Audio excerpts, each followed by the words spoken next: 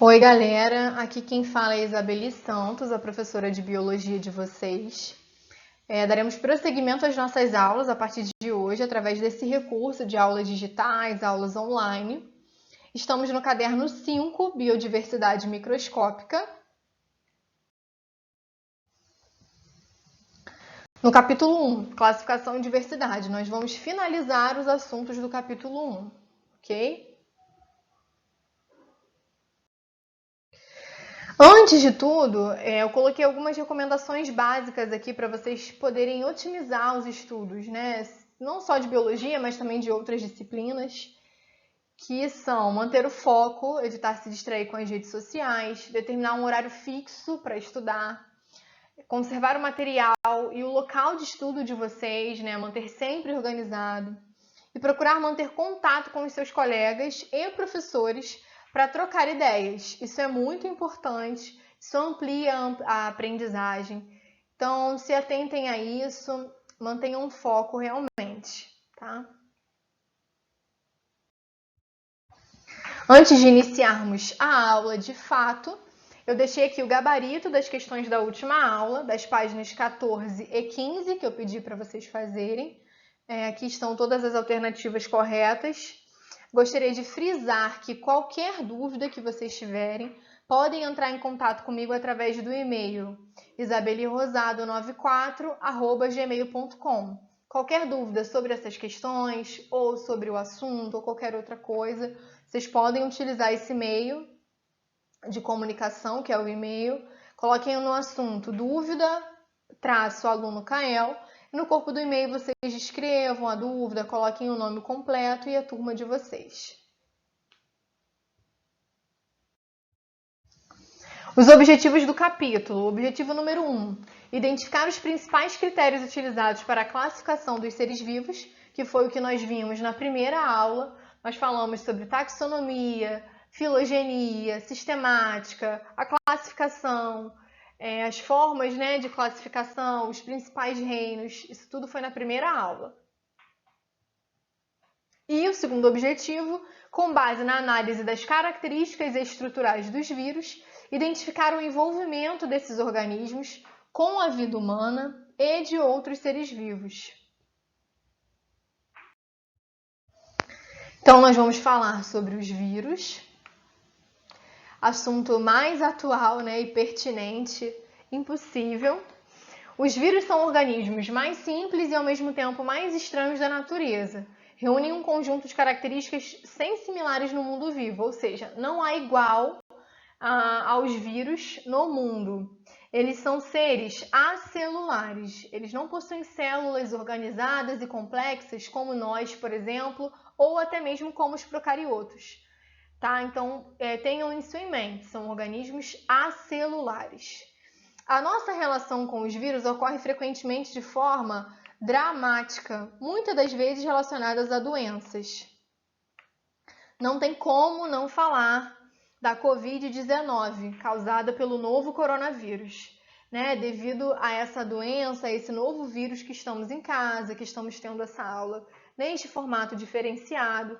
Então, não podemos subestimar a ação, a disseminação, o contágio dos vírus, ok? Seja ele qual for, e atualmente do coronavírus. Aqui nesse slide nós temos 3 imagens tridimensionais computadorizadas de diferentes vírus. Em A, o vírus influenza, causador da gripe H1N1. Em B, o vírus HIV, causador da AIDS. E em C, o Zika vírus, causador da febre Zika. Vocês podem estar reparando, se não vão reparar agora, que, por exemplo, esses 3 vírus têm essa estrutura similar, né? Eles têm aqui esse formato circular, tem essas protuberâncias, digamos assim, ó, que eu vou circular aqui. Aqui também. Enfim, esse formato aqui, vocês podem estar percebendo que, na grande maioria das vezes, é esse. Nós vamos entender um pouco melhor disso, dessa estrutura, vamos ver isso a fundo agora. Essa imagem é a imagem da estrutura de um vírus, né? Como eu já disse, eles são organismos que não possuem célula, são acelulares, e a sua estrutura é formada basicamente por proteínas e material genético, ok? Então aqui eu tenho o DNA, que é o material genético. Os vírus só vão ter DNA? Não. Eu tenho vírus que pode ter como material genético DNA, tem vírus que possuem o RNA. Existe uma exceção que possui os dois, RNA e DNA, mas é uma exceção, não vamos focar nisso nessa aula, tá? Então eu tenho material genético, que nesse caso aqui é DNA, mas pode ser outro, ou pode ser DNA ou pode ser RNA. Eu tenho capsídeo, que envolve esse material genético, que protege esse material genético que é formado por proteína. Em alguns vírus, eu tenho uma camada mais externa, que é chamada de envelope. Então, alguns vírus possuem essa camada, são os chamados vírus envelopados. E neste envelope eu tenho essas protuberâncias, que eu comentei também anteriormente com vocês, que são as glicoproteínas que fazem parte dessa estrutura viral. Ok? Material genético, DNA ou RNA, capsídeo envolvendo esse material genético. Em alguns casos, envelope, uma camada mais externa, com as glicoproteínas nesta estrutura.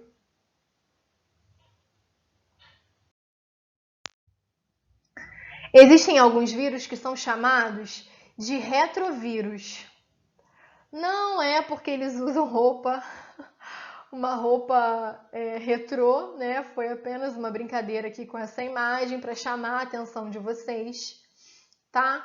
É uma brincadeira mesmo. Alguns vírus dotados de RNA, como material genético, apresentam a enzima transcriptase reversa, que possibilita a síntese de DNA a partir de um molde de RNA. Estes são os denominados retrovírus. Eles podem ficar incubados no organismo por muitos anos, sem que a pessoa manifeste nenhum tipo de sintoma. O exemplo mais conhecido é o vírus HIV, causador da AIDS. Então, esses retrovírus possuem a enzima transcriptase reversa, repetindo, que possibilita a síntese de DNA a partir de um molde de RNA. Também é bem importante vocês saberem isso.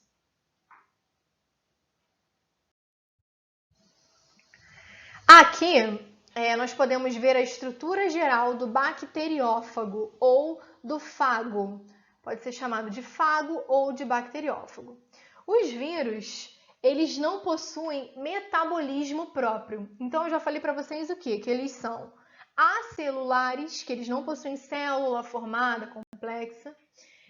Mostrei para vocês a estrutura básica, falei sobre um retrovírus e agora eu estou frisando essa informação. Eles não possuem, nenhum vírus possui metabolismo próprio.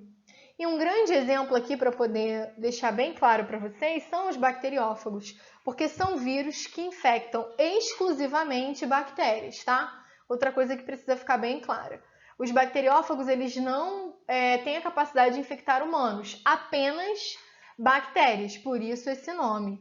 E possuem essa estrutura aqui, que tem cabeça, chamado pescoço, cauda e fibra da cauda. Isso aqui nada mais é do que essa cabeça, o capsídeo, né? Uma cápsula proteica, como nós vimos anteriormente, com material genético dentro, que nesse caso aqui, DNA. Ok? Então, aqui eu tenho a estrutura geral, uma visão geral do bacteriófago e da sua estrutura. Lembrando que os vírus eles não possuem metabolismo próprio, nenhum deles. Então, eles vão sempre precisar da maquinaria celular do hospedeiro para se reproduzir, tá?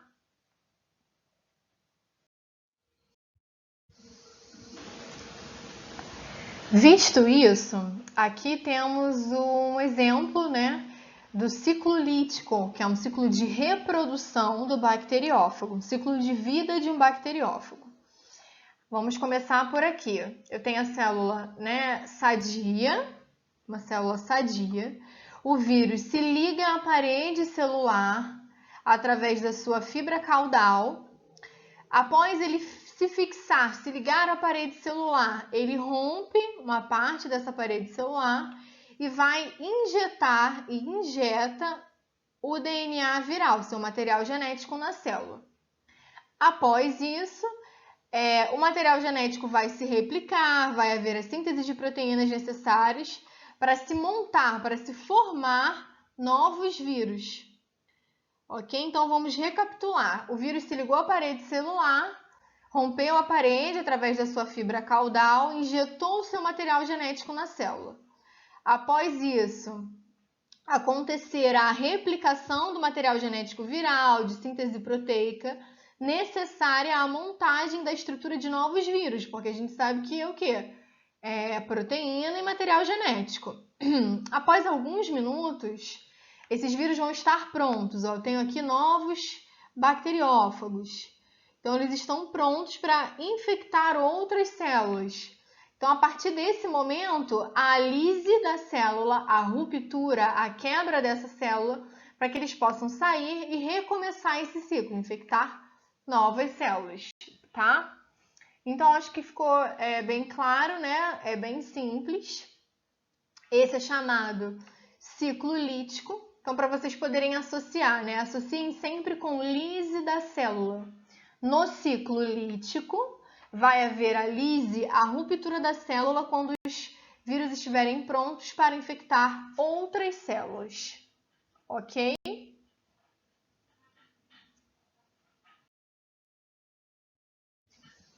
Os vírus podem manter-se em estado temporário de inatividade, sem o envoltório proteico e com seu material genético incorporado ao da célula hospedeira. Quando ocorre a reprodução, o material genético da célula hospedeira sofre replicação e distribui-se igualmente entre as células filha, que a cada ciclo de reprodução infectam toda a sua descendência. O que isso quer dizer, né? Esse processo aqui, ele é chamado como ciclo lisogênico. O que eu mostrei no slide anterior é o ciclo lítico, foi o ciclo lítico, e esse aqui é o ciclo lisogênico. Então, no ciclo lisogênico, não ocorre aquela lise, aquela ruptura que eu mostrei para vocês, tá? No ciclo lisogênico, o bacteriófago vai infectar a célula, vai injetar ali o seu material genético, e o material genético vai permanecer ali, num estado de inatividade, ou no chamado também estado de latência, tá?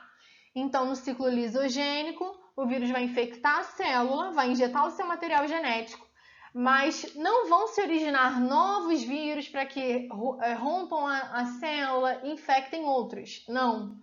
Nesse caso aqui, o material genético permanecerá na célula e quando essa célula for se reproduzir, esse material genético também irá junto, tá?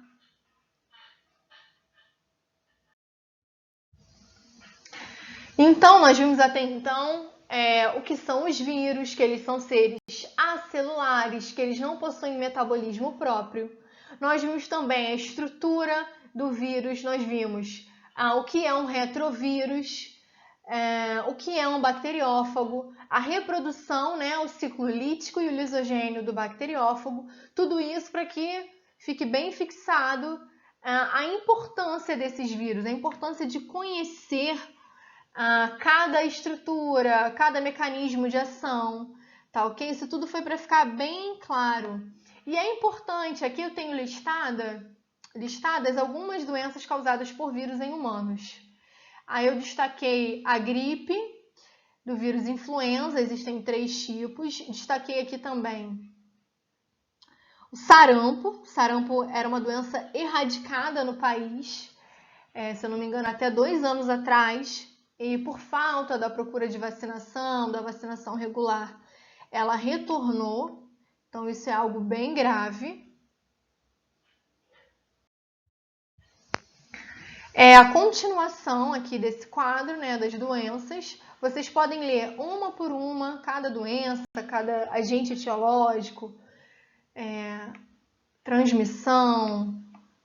Eita, que o traço foi direto. Prevenção, as manifestações, vocês podem ler uma por uma, tá? Isso tem aqui nos slides, está no livro de vocês. Eu destaquei algumas aqui, né? que são bem relevantes, não que as outras não sejam, mas, por exemplo, nesse quadro aqui, a dengue, a febre zika e a chikungunya.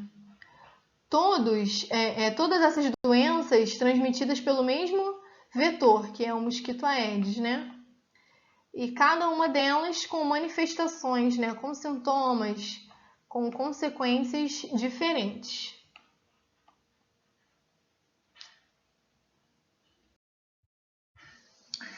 Nesse quadro, eu já destaquei a doença do vírus Ebola. Vocês devem ter ouvido falar também já bastante. Foi uma epidemia bem grave na época. Que a transmissão é por contato direto, a partir de fluidos corporais contaminados. A prevenção, evitar contato com sangue ou secreções de animais ou pessoas doentes ou com o corpo de pessoas falecidas em decorrência dessa doença durante rituais de velório. Isso pode não acontecer muito por aqui, mas enfim. E as manifestações, início súbito de febre, fraqueza, dores musculares, enfim.